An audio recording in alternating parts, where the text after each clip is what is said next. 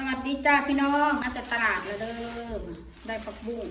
2 หมัดหาพันกีพี่น้องเอาไว้กินกับตำหุ่น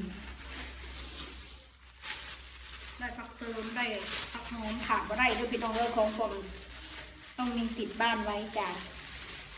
เถื่อนเขาตำเจียวตำจุนะพี่น้องเนาะข้าวปุ้น1 กิโลปุ้น1 กิโล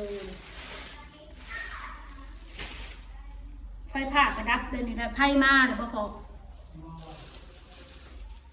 ได้กระเทียมได้พริกบางมาพริกน้อยใหญ่พี่น้อง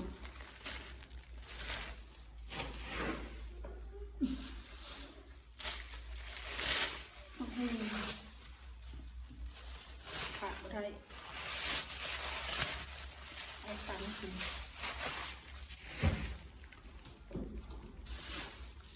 มักเล่น10,000มักตะเกียบ10,000 กีบอ้าว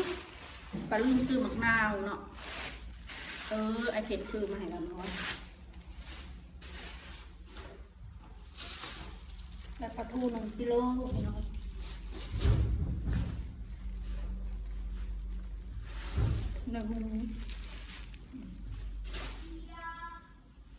ไอเผ็ดเอาไปเมี่ยนแล้ว1ปลาทูกับหมูเนี่ย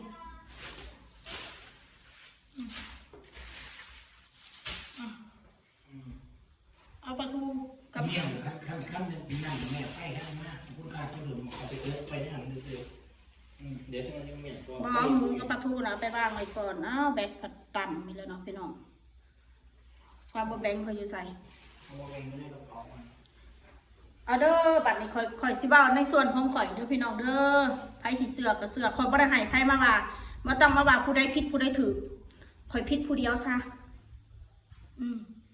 ข่อยผิดผู้เดียวซะข่อยเป็นอันผิดเบิดนั่นแหละแค่นั้นแหละบ่ต้องมาบอกว่าข่อยถูกดอกข่อยผิดข่อยคนบ่ดี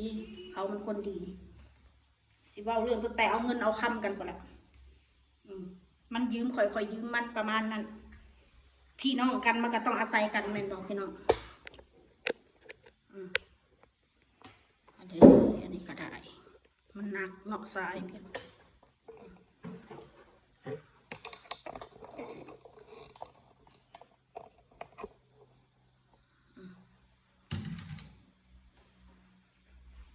ตอนคอยเฮ็ดเฮือนเด้อเขาสิว่าเรื่องยืมเงินก่อนเงิน100,000 บาทที่ว่าคอยยืมเงินมานะช่วงนั้นช่วงโควิดมันมีเงินอยู่100,000แต่130,000 หรือ150,000เนี่ยผมจำก็ได้ช่วงโควิดมันก็มากดมาทอนมาได้ดอกเงินมันนะเอาใบมอบอำนาจมันเห็นใบมอบอำนาจไปเบิกเราอยู่ธนาคารไปเบิกเอาอยู่สกลนครพอแหละให้FC เราแหละไปเบิกให้ส่วนเราข่อยเฮ็ดเฮือนพอดีว่าซั่นซะเขาก็เลยยืมมัน100,000มันก็ให้ยืมดอกมันให้ยืมแต่มันมาว่าข่อยทยอยให้มันนะข่อยบ่ทยอยก้อนน้อยได้ข่อยให้รอบแรกก็50,000ได้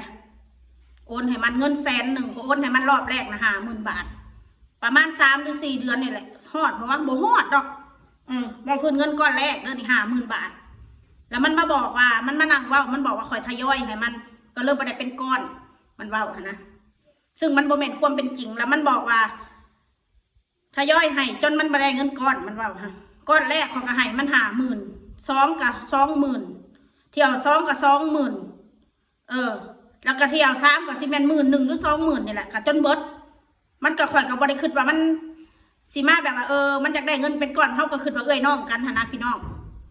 มันบ่ได้แม่นคือมันเว้าเด้อพี่น้องเด้อข่อยสิบอกไว้ให้ซะเด้อบัตรที่มันเฮ็ดเฮือนข่อยก็ให้มันยืม60,000 บาทเขาโอนให้มันแล้วมันบอกว่าข่อยไปเขี่ยวเอาเงินน้ำมันเขาก็แค่ถามมามึงได้บอกเงินทำมึงได้มึงโอนให้กูเด้อเขาก็ว่าแบบนี้เขาบ่ได้เคยว่ามึงเขี่ยวโอนเอาแบบคือมันเว้านะเว้าง่ายก็คือมันเว้าค่ะบ่แม่นเด้อพี่น้องเขาบอกไว้เลยเรื่องถามน่ะถามแต่คือมันถามเงินน้ำข่อยมันก็ถามคือกันเงินกูเด้อกูอยากได้เด้อเงินกูเด้อมันก็เขี่ยวข่อยคือกันบ่แม่นมันบ่เขี่ยวมันก็เขี่ยวคือกันพี่น้องเอ้ยเรื่องเงิน100,000น่ะกูบดใส่หนีมันบัตตะปีพอซอเท่าไรระบุจักไอ้พวกมาว่ากูเป็นหนีมันเป็น100,000น่ะกูสิบอกไว้ให้ซะ ทยอยให้ว่ากูทยอยให้ว่าซั่นทยอยให้ก็ให้หัวหมื่นนะบ่แม่นหัวพันแต่ยืมเงินดอกขี่ดอกเงินอันอยังกันเขาก็ยังทยอยให้พี่น้องนะนี่คือเรื่องที่หนึ่งที่มันบอกว่าผัวมันอยากได้เงินเขียวเอามันบ่ได้ให้เกียรติผัวข่อยแม้แต่นิดเดียวผัวมึงมันเป็นน้องมันก็บ่สมควรเอิ้นผัวมึงปงอีมนผัวมึงอีมนผัวมึงไอ้เพชรน่ะเขาน่ะเว้าง่ายๆซะเขาบ่อยากผัวซาไปเฮือนมันนั่นแล้วเขาคอยชวนไปเฮือนมันน่ะเราบอกว่าบ่อยากไปดอกมันเอ้ยเขาก็เอิ้นมารยาทอะไรแต่คอยบ่ได้เคยเสือผัวเขาบอกคอยได้ปัดพ่อมาพิษกันเลยมันบอกนะหูบอกกูไม่อยากให้มึงมาเหยียบเพื่อนกูทั้งลูกทั้งผัวมึงมึงก็ต้องมาเหยียบเพื่อนกูมึงหนีจากเพื่อนกูมันไรคอยหนีจากมันมึงมาอยู่มากินเพื่อนกูมันเว้านะกูยอมรับว่ากูอยู่กูก็ไปอยู่ไปได้โดนหรอกที่ว่าไปอยู่แล้วก็เพราะมันให้คอยไปอยู่มันเถื่อมีหันมีหนีมดเอ้ยมาแกงหน่อไม้แน่มดเอ้ยมากินไก่กินเป็ดเด้อก็ออกกันคอยไปหามันคอยก็ซื้อนะอยากเท่ากินนะมันเป็นคอยบอซื้อได้ซุ้มเจ้าบริตาบอดแล้วว่าFCทุกคนบริตาบอดแล้วว่าเห็นแล้วว่าคอยถือเลขคอยให้มันให้ผัวมันให้ลูกมันทุกคนให้ลูกให้บักเมฆถ้าที่ของมันกี่ไรกิ๊กไรกี่5 บาท10 บาทตรงเป๊ะที่ของมันว่าพื้นซื้อมาม่านะขอซื้อมาม่ามา2 ห่อ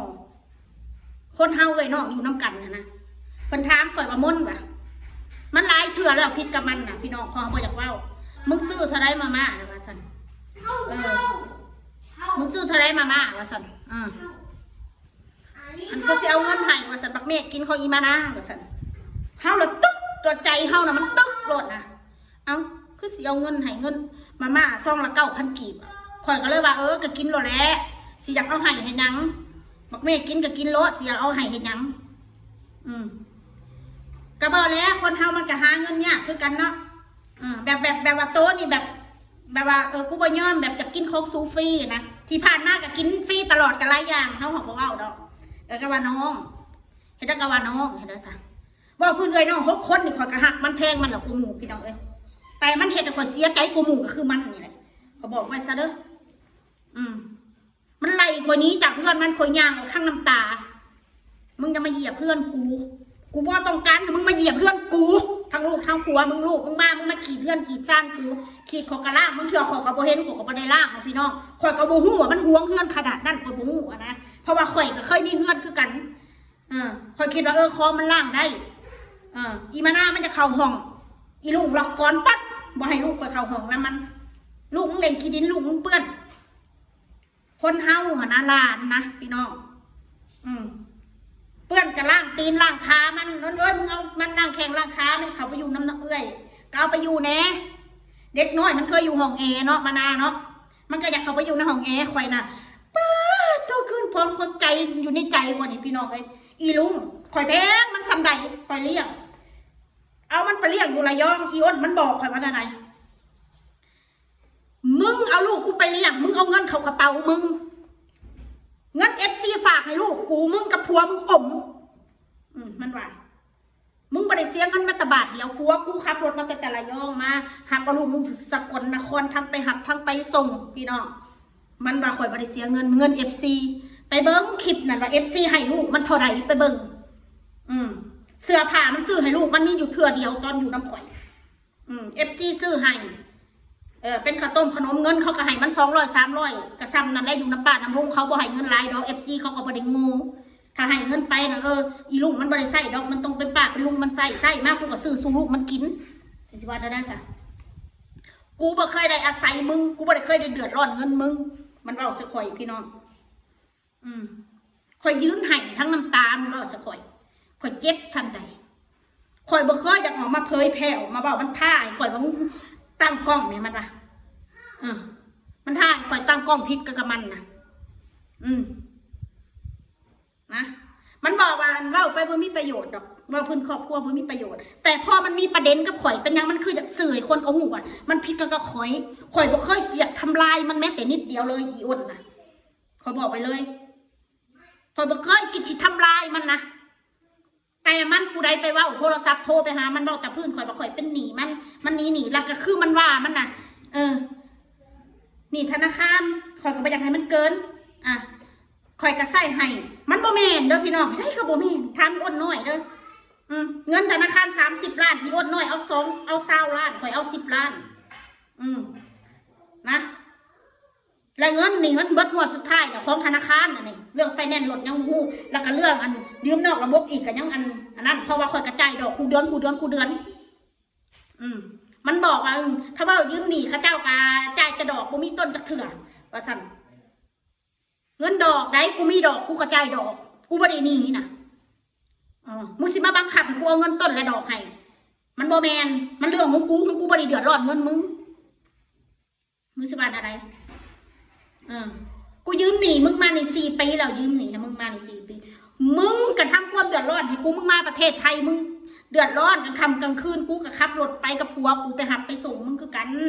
มึงจะว่าเดือดร้อนอีหยังกูไปหามึงกูก็ตีกลับไปแล้วกลับไปหับเอามึงมา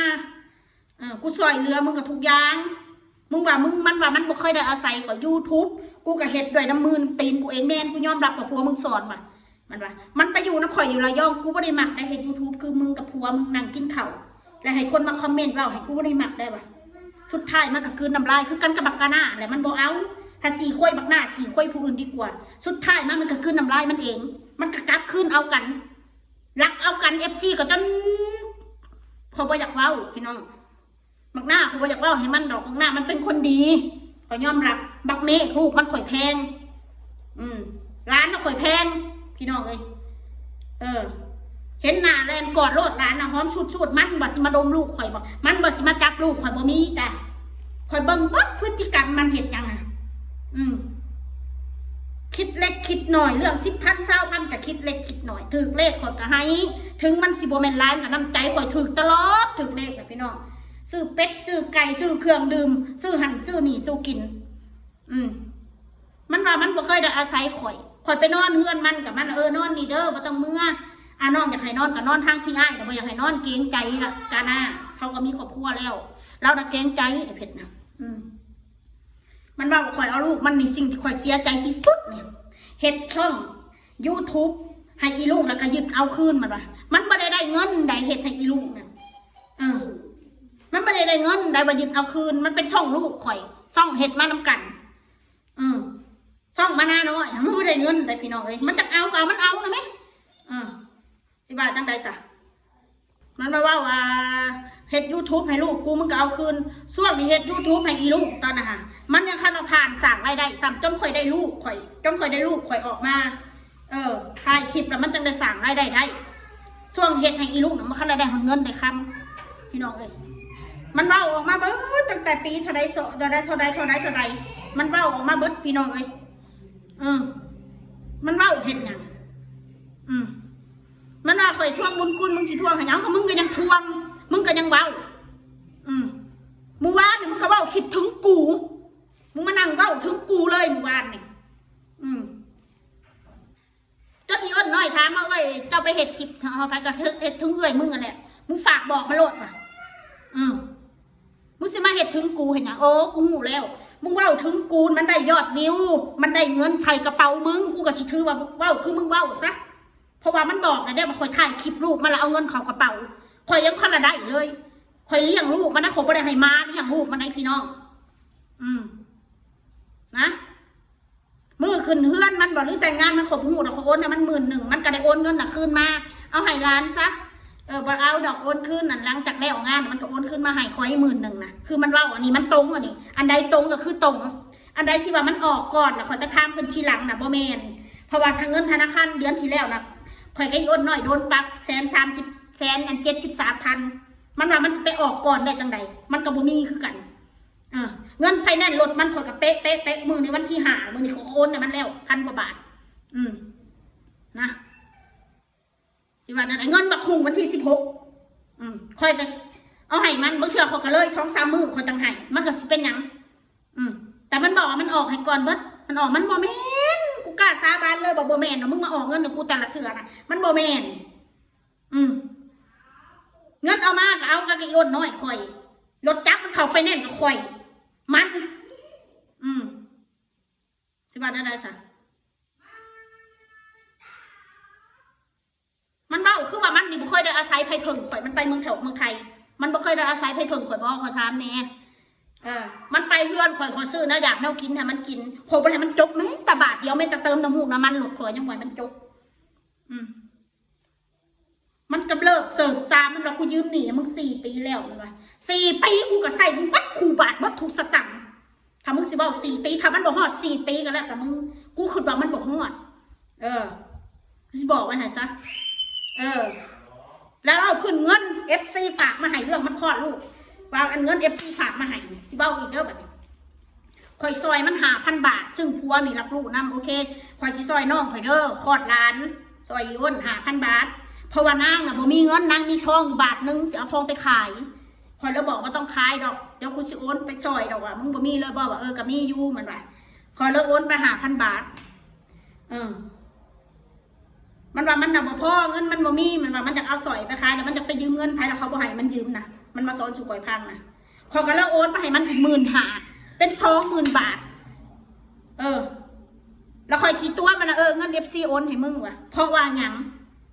เพราะว่าอยากให้ผัวหาหูทางนี้ว่าคือสิซอยนอกหลายแท้เฮามีครอบครัวแล้วซึ่งเจ้าเข้าใจบ่เข้าใจเจตนาข่อยบ่เขาก็เลยบอกว่าFC โอนเงินมาให้ข่อยโอนเงินมาให้ยศว่าซั่นข่อยเลยโอนต่อว่าซั่นที่แท้น่ะมันเป็นเงินเก็บของข่อยนี่แหละเก็บไว้แต่โอนให้มันนะตัวผัวว่าเงิน FC เผื่อว่าอยากมีปัญหากับผัวก็เลยตัวมันเป็นเงิน FC เลยเท่าคู่มือนี่ข่อยพร้ามาข่อยท่วงบ่ข่อยไปได้ท่วงแต่ข่อยอยากเว้าหามันฟังแต่มันบอกกูบ่รับรู้กูฮู้แต่ว่าเงิน FC เงินอะไรสิบ่รับรู้ก็บ่เป็นหยังแต่กูบอกเลยนะว่ากูก็บ่ได้เต็มใจให้แล้วบัดนี้กูอยากได้คืนแล้วเงินส่วนนั้นนะก็ได้มึงมาไล่กีกูบัดมึงไปกู้นี่ยืมสินนะมึงกูรับผิดชอบนี่บัดทุกอย่างกูบ่ได้ให้มึงเดือดร้อนมันอาจจะเลยในอาทิตย์นึงหรือ10 มื้อกูก็ยอดล้างให้เขาสิบอกว่าหายซะบ่รับรู้เนาะบ่รับรู้ก็สร้างแต่กูก็บอกให้มึงเข้าใจซะว่ามันเป็นเงินกูเป็นเงิน FC พอกูอยากให้มึงพอกูหักมึงกูก็เลยอยากให้เงิน20,000กูให้น้องได้กูบ่ทวงนะกูให้ได้กูบ่ทวงแต่ในเมื่อน้องมันคิดว่ามึงจะมาทวงน้ำลานติมึงว่าสิทวงน้ำลานติแต่ถ้ามึงบ่ดีน้ำกูก็อยากได้คืนกูสิบอกว่าหายซะมึงหูว่าเรื่องความรับผิดชอบเรื่องหนี้สินนะกูกับที่1อยู่แล้วบ่ได้มีแต่มึงดอกรับผิดชอบความว่าเพิ่นหนี้นะกูรับผิดชอบอยู่แล้วเพียงแต่ว่ากูบ่มีมึงก็หูว่ากูมีปัญหาเรื่องกูต้องขึ้นลงขึ้นศาลก็ต้องเข้าใจกูแน่ในตรงนี้กูหาบ่ทันช่วงนี้ถ้ามีก็ออกให้กูก่อนก็สิเป็นหยังต้องสิมาปล่อยมาด่าอีพวกสันดานหมาส่งเสียงมาด่าข่อยก็อีอ้นน้อยให้คักทุก2 ส่วนบ่ค่อยส่วนเดียวพี่น้องบางเถื่อถามว่าข่อยมีบอกข่อยมีถ้าข่อยให้มันเราข่อยสิกินยังบัดนี้บางคนก็เลยว่าให้กูได้เงินมองอันนั้นก่อนอันนี้ก่อนจังสิเอาให้เพราะว่าย้อนน้อยก็ยังบ่ได้ย้อนน้อยยังบ่ได้ข่อยก็ยังบ่ได้มันก็คุณค่าเท่าเดิมแม่นย้อนน้อยบ่ได้สมมุติข่อยได้สมมุติว่าย้อนน้อยได้บ่ได้เงินมันห่วงน้ำกันมันต้องไปจ่ายหนึ่งเดียวน้ำกันพี่น้องมันด่าข่อยคือหมูคือหมานี่เจ้าสิว่าอะไรมันว่าตะข่อยในห้องกะสมันนะโอ้ยใบเบิ่งมันเด้อไปถามคนเฮือนใกล้เด้อไปถามคนเฮือนใกล้ว่ามันบ่ห้องจะข่อยนะไปถามคนเฮือนใกล้มันจักเถื่อแล้วมันเฮ็ดข่อยเสียมกเสียใจพอบ่เสียใจยังข่อยเสียใจที่ว่าข่อยว่ามันบ่ได้พึ่งพาอาศัยข่อยบ่เสียใจยังมันว่าข่อยเอาอีลุงไปเอาเงินเข้ากระเป๋ามันนี่แสดงว่ามึงถ่ายคลิปกูนะมึงก็เอาเงินเข้ากระเป๋ามึงคือมึงมาเว้าเรื่องกูมึงสร้างประเด็นอยู่ตอนนี้ค่ะเพื่อยังนี่เพื่อมึงจะได้ยอดวิวแล้วมึงไม่ต้องไปทางก็ดอกเขาผิดใช้ถือคนเขามีตาFC เขาโทรมาหากูเขาบริวารมึงดีแล้วเขาบริวารกูดีอีกน้องกันเขาไม่อยากให้พิษกันดอกค่ะผู้เขาคิดได้นะมันสิบอกว่าไงซะต่างคนมันก็ต่างพึ่งพาละกันไหนสิบอกว่าไงอันมึงมาต้องเศร้าหมดมาอยู่น้ำกูนี่มาอยู่ห้องนี่ห้องบักคิงต้องไปเห็ดไปไหนมาอยู่น้ำกูนี่ ขนาดกูได้ไปอยู่นั่นได้ค่ะมันสิจำได้ว่าเพื่อนว่าให้ปิดคอมเมนต์แบบนี้คนเฮาเนาะฮู้อยู่ว่า FC เขาจะจู่โจมเอื้อยกับอ้ายเฮ็ดหยังออกไปเฮ็ดหยังขายออกไปบ่ได้เว้าหยังเขาก็ด่าเอื้อยอ้ายนะคนเฮาถ้ามันมีจิตใต้สำนึกความเป็นคนนะมึงก็บ่ควรสิแม่งมึงสิแม่งกูเลยบล็อกแล้วก็มันว่าอันบัญชีก็อยู่ในนี่ว่าบล็อกเองลบเองบ่มีจ้าบ่มีหัวข่อยบ่ได้เอาเข้าเลยแล้วลบทิ่มตะเฮิงแล้วช่องมันในเครื่องข่อยนะบ่มีบ่มีดอกสิมาให้ข่อยอันนำลบนำบล็อกมันก็บ่ไหวแล้วว่าซั่นคนเฮาเนาะกูนะอันนี้กูนะคนมาด่าน้องนะอีกะลีจังซั่นจังซี่จังซี่จังซั่นข่อยลบทิ่มได้พี่น้องข่อยบ่ให้เว้าแต่พ่อนี่มามีปัญหากับมันข่อยปล่อยให้จักเว้าให้มันเว้าโลดแล้วแต่คือมันปล่อยคนมาด่าครอบครัวข่อยอยู่นี่แหละบ่ได้ตายหรือยังมันมาปล่อยคนด่าครอบครัวข่อยนี่มันจะพิษกับข่อยเพราะหยังเพราะมันหาแสงมันหาวิวมันจะได้เงินเข้ากระเป๋ากูก็อยากได้เงินเข้ากระเป๋ากูก็สิพิษกับมึงถ้าเมื่อมึงบ่มักดีอะไรก็ได้กูยังบ่เว้าเบิดเด้อกูสิเบิ่งมึงออกมาเว้านี่อีกกูสิเบิ่งพี่น้องบอกว่าต้องมาแชร์กันกูสิแชร์ยังอีกหลายบอกกูมีบุญคุณยังกับมันยังอีกหลายกูยังบ่เว้ายังหลายตั้งแต่สมัยไปทำงานที่กรุงเทพฯนะยังอีกหลายเรื่องลูกเรื่องเต้ามันนะซื้อให้เนี่ยจะทวงคืนบ่กับมึงยังมาไล่กิ๊กไล่กีกับกูก็อยากทวงหรอมึงว่ากูเป็นหนี้มึงนะมึงใส่กับกูเป็นมึงใส่คำกับกูเป็นหนี้มึงเดียวนี่เป็นหนี้แล้วบ่ใส่มึงเป็นคนไปใส่แทนกูมันบ่แมนแต่ถ้ากูก็ยืนยันว่ามันบ่แมนมึงจ่ายก่อนเงินอันกูน่ะพอกูไปใส่ยังไงกูก็ถือปั๊บยังนั่นเงินน่ะถ้าอย่างหูจักกับท่ามีอ้วนน้อยน่ะมองได้มึงไปใส่ก่อนให้กูน่ะคอยก็เอาเงินเคยนี่แหละใส่ก่อนแล้วคอยก็ไปทวงผลทีหลังมันบ่แมนแต่ได้มันก็บ่แมนอันนี้อันใดมันบ่แมนกูสิขอยืนยันนอนยันว่ามันบ่แมนมึงว่าขึ้นมาเองอันนี้ถ้ามึงใส่ก่อนกูเขาคือสิมาปรับกูก็ย้อนน้อยเอ้ากูถามมึงนี่ดูเอาได้ไหมเขาคือสิมาปรับเรื่องนี้ยืมมันนอกระบบกูก็ใส่ดอกเขานี่ก็ใส่แต่ดอกจับงานได้ต้นสิบดมึงเข้าใจบ่คนบ่มีมึงเข้าใจบ่กูบ่มีมึงสิเว้าเห็นยังมึงเข้าใจบ่กูบ่มีเรื่องบักหน้าเห็นงานนี่อยู่รักษาโฮกนี่ก็คือกันคอยนะฮะงานเนี่ยบักไอ้น้อยอยากให้บักไอ้น้อยไปเห็นงานนำเขาบักไอ้น้อยมันบ่ไปไอ้คนน่ะยายม้อนก็เลยไปบอกว่ามีงานอยู่รักษาโฮกให้มันมาเห็นใจจริงนะคนบ่อยากบอกจักได้ให้บักหน้ามาเห็นอยู่นะซอยพัวมันก็ซ้ำซอยมันข่อยเครียดคำมันเบ้าซะข่อยนะอีแม่ไปบอกว่าข่อยหางานในกะหน้าทางหลังไปเบ้าแบบนั้นไปอีแม่ก็แล้วว่าก็สร้างซะใครอยากเบ้าว่าเขาโกงเงินโกงคำเมื่อมันมาจะหน่อยอีก2-3 มื้อคุณสิถามว่าเขาโกงเงินนี่หรือบ่มาเบ้าข่อยบ่มีบุญคุณกับมันเรื่องบักหน้าพัวมันข่อยบ่อยากเบ้าให้มันพี่น้องมันจบอยู่เว้าพื้นร้านน้องเคยมันจบ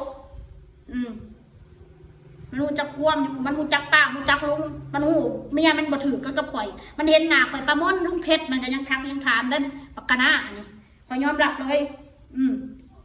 มียังข่อยก็บ่ได้ขี้ทีบ่พื้นบักหน้านี่เขามันได้เพราะมันเป็นน้องมันอยู่20 กว่าปีนึงเขามันบักได้ค่ะบักกระซำเขาบักลาบักร้อยนี่แหละคำบ้านนอกเขากันเด้อพี่น้องเด้อบ่แม่นว่าบ่ม่วนน่ะนี่หั่นมันมาบอกว่าข่อยเอาลูกมันเอาเงินเข้ากระเป๋านี่นะมันไปโพสต์แต่มึงกับกูชาตินี้อย่ามาเกิดมาเป็นพี่เป็นน้องกันเงินที่มึงเป็นหนี้กูไม่ยกให้เอามึงเอาเงินกูไปกูก็บ่ยกให้คือกันเอานะแม่มึงก็ทวงกูทวงมึงคือกันมึงทวงกูบ่นี่มึงเงินที่มึงเป็นหนี้กูไม่ยกให้ว่าสันกูไปเป็นหนี้มึงอยู่ใส่บัดเนี่ยทุกคนก็เป็นหนี้น้ำกันเหมือนบ่แม่นติว่ายังคิดแน่ก่อนกูสิไปกูก็สิขอเบ้าเรื่องที่พิษกันกับมันนี่แหละให้คนรู้จักก็เพราะมันออกไปโพสต์ใน Facebook แล้วก็เบ้าแชทแล้วก็ผู้ใดเบ้าถึงกูอยากให้อีม้ากับบักม้ามาเฮือนมาซานกับไปตอบไปแชทไปยังเขามึงว่ากูบ่เบิ่งที่ช่องมึงกูเบิ่งเบิดคอมเมนต์เหี้ยแต่ละคอมเมนต์นะถ้ามึงดีมึงบ่เฮ็ดแบบนั้นกูสิบอกไว้ให้ซะเด้อมึงมีจุดประสงค์ต้องการอยาก เอากูไปขายแล้วเอาเงินเข้ากระเป๋ามึงแน่นอนถ้ามึงบ่แน่จริงนะมึงบ่ต้องเว้าเอาแม่มึงบ่ต้องเว้าถึงกูเลยกูก็สิบ่เว้าถึงมึงเอาแม่ถ้ามึงมาเฮ็ดแบบนี้ผลประโยชน์ล้วนๆเอาเงินเข้ากระเป๋าผลพลอยได้เลยว่าซั่นซะคนเขาอยากฮู้อยู่แล้วเด้คนเขาอยากฮู้อยู่แล้วแต่กี้น่ะมี FC โทรมาว่ามนเอ้ยว่าอันน้องเจ้าน่ะเวลาเจ้าไปเล่นไปยังไปเล่นออกกล้องออกยังเขาเป็นยังเขาคือปล่อยคอมเมนต์กันเว้าให้โตแบบนั้นแท้คือบ่ปกป้องเอ้ยแน่ว่าซั่นเขามาถามเบิ่งดีๆเด้อเอ้ยก็บ่ได้ให้ผิดกันดอกแต่คนเฮาเป็นเอ้ยน้องกันมันก็ต้องปกป้องกันนั่นแหละสิ่งที่ว่าข่อยเป็นยังให้มันปิดคอมเมนต์นะข่อยก็บ่อยากให้ FC ผู้เขาดีๆหั่นนะหากเขาไปมองมันน่ะมันบ่ดีเข้าใจบ่พี่น้อง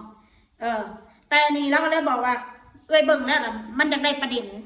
มันอยากได้ยอดวิวถ้ามีคนเว้าถึงน้องมนต์น้องเพชรนี่คนสิเบิ่งมันยอดวิวมันสิพุ่งตัวเราอะข่อยบ่ได้ค่อยเชื่อนะข่อยบ่ได้คิดว่ามันบ่แม่นดอกเอ้ยคิดไปเองแล้วผลสุดท้ายเวลากูผิดกับมึงบัดนี้คนอื่นด่ามึงคือหมานี่คนแถวข้างเฮือนมึงน่ะมึงบ่กล้าแม้แต่นิดเดียวมึงย่านเขามึงบ่กล้าเลยเขาด่ามึงคือหมานี่เขาสิเอาเรื่องมึงน่ะมึงบ่กล้าแต่กับกูเนี่ยมึงกล้ามึงเห็นกูบ่มีไผมึงเห็นกูบ่มีหยังแล้วกูสิจำมาสักตะโกน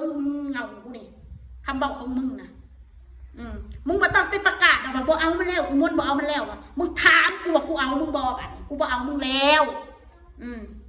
กูบ่เอาเรื่องร้านน่ะกูบ่ได้สั่งหรอกบักเมฆนี่ลูกนะกูก็ปกติ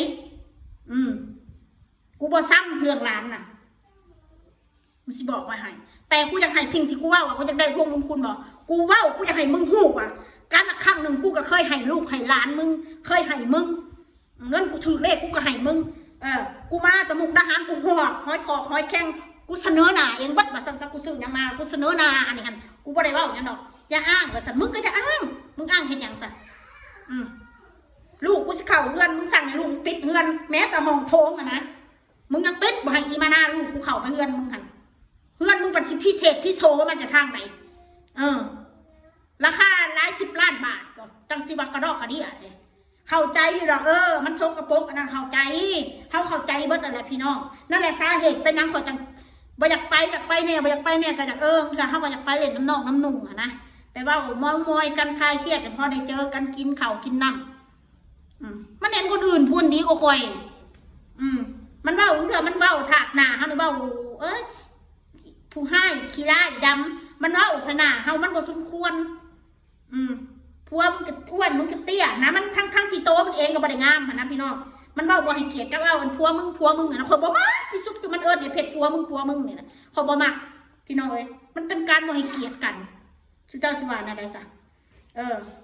คนไทยเขาบ่มักว่าซั่นซะเอาตรงๆซะแต่เราบ่เว้าหยังพัวมึงก็เว้าเป็นนะมันเว้าเป็นแท้ๆมันบ่สมควรนะมันเป็นน้องนะมันบ่สมควรเบิ่งหนึ่งก็คือหูจักควมในนางอันนี้เบิ่งไปหนึ่งกับบ่หูจักควมเอิ้นอ้ายเอิ้นเอื้อยนี่อีบัดบักบัดอีจังสั้นบักจังซี่บักบอกบักเบิ้ลอีลายอีร้อยบักไอ้น้อยบักทำเอิ้นบักบัดชุมเจ้าสิว่ามันดีก็ดีโลดเด้อคอยบอกว่าให้ซาดีโลด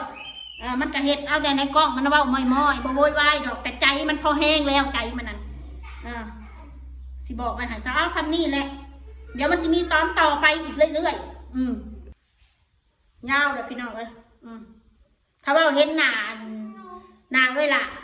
กับบักคิงกับพิษกันกับเขาชิโดดตีกันครับกับเขาชิโดดตีเปิ่นถ้าแม่นคอยบ่ห่างคอยกับผัวคอยบ่ห่างมาตีโอ้โหคอยยันดังมันเน่าบักคิงมันจะกระตือเปิ่นพี่น้องเลยคำเบ้าดูถูกดูหมิ่นนั่นสุดยอดอยู่นะมันนะขอเขาบอกเลยว่ามันบ่ดีดอกเรื่องนี้นะมันมีอีอดนะแต่เรื่องขอเสียกับพี่กับนอนกันหลายก็ไปเฮือนพันเฮือนกูมึงบ่มีสิทธิ์เฮือนกูนะอ้างแต่เฮือนกูนี่จักอ้างเหตุพิชังแบบนั้นนะได้เฮือนได้ซ่านอยู่กับหูหรือว่ากูหาเองได้กระแมนกับมึงหาเองแต่ให้ไปหาให้มึงกูหาเองแบบกูเห็ดโดยตัวกูเองแบบนะมึงบ่เคยอยากเห็ด YouTube นะมึงบ่เคยอยากเห็ดเลยมึงบอกมึงอายคนพอเห็ดแล้วมึงก็ลงละเริงได้เงินมาแล้วมึงก็ลงละเริงถ้ามึงดีมึงก็สิพิษกับคนนั้นคนนี้บอกกูถามมึงแน่หมู่พวกมึงน่ะคือพิษกันซะหอบหน้าหอบหลังไปอยู่มองหันมองนี่คือพิษกันซะ หักกันแพงกันเสี่ยวหักกันกระดอกคือพิษกันเบาให้กูฟังหน่อยลูกถ้ามึงดีนะมึงอย่าว่ามึงมายอมแต่นิสัยกูนี่กูกับยอมนิสัยมึงคือกันคำเบาของมึงนะแม้แต่แม่นะมึงยังไม่อยากให้ไปเหยียบตั้งแต่คืนเอากับบักหน้านั่นยังว่าไรเถอะไม่อยากให้เรามาอยู่ดอกยังมีปัญหากันกับบักหน้าถ้าเราอยากเที่ยวไปเที่ยวมาก็เที่ยวได้อยู่มาเล่นมายังได้อยู่แต่ให้เรามานอนมายังหรือไม่อยากให้เรามาไม่อยากให้เรามาวุ่นวายมึงเบาแบบนี้อันนี้แม่นะเสนอแล้วกูนั่นไงพี่น้องไม่ได้เห็นดอกพี่น้องถาดแห่มันนั่นเก็บมันเสื่องเลยบ่เห็นดอกถาดแห่มันนะถ้าอยากเห็นไปถามคนขางเงินมันออมแอมกันนะผู้เขาสร้างหนังหนามันเยอะแยะเขาบอกเจ้าไปถามว่ามันเป็นอะไรมาพื้นพัวกูนี่คือกันยิ่งกับเรามาได้ยินมึงบอกว่ามึงไม่ต้องพากูพาพวงมาเหยียบเพื่อนกูบอกไว้เลยผัวกูนะกูกล้าซาบานเลยบ่คัดบ่อยากคัดใจเมียถ้าเมียส่วนไปเฮือนดอกบ่อยากไปนะมึงมัดนะบ่มักนะบ่อยากไปนะมันได้เกิดเฮือนเกิดซ่านทูอย่างไหนย่านแต่มันเปื้อนทูอย่างไหนทูอย่างไหนพี่น้องกูอยู่หันแหละไปเฮือนมันนี่สัมไปเฮือนคนอื่นเก่งขอแต่ย่านมันด่าสุดท้ายนะมันก็ไปนั่งว่าเพื่อนเขาบ่อยากมาให้ใครยืมมาเฮือนมันนี่แต่คนเราคอยฟังคอยเราอดเอาเนาะเขากล่อมบ่เขาจะให้กูกับมันพิษกันบ่เก็บคนทั้งแข่งเรื่องอะไรเราคอยฟังขี้เดียดลูกข่อยวะมันมักลูกข่อยวะมันดื้อวะซะขี้เดียดวะซะขี้เดียดอีมาน่าวะอีมาน่าดื้อวะซะมันใส่ข้ามมาขี้เดียดเลยนะสิว่าจังใดพ่อแล้วกูขั้นเผาแล้วไม่ได้ตอแหลนะค่ะซาบานนะกูความจริงล้วนๆกูนะว่าเพื่อนแชร์คนกูถนัดเรื่องปั้นน้ำเป็นโตนี่กูบ่มีดอกเอาความจริงเลยว่าซะจ้ะเอาสักนี่แหละพี่น้องเลย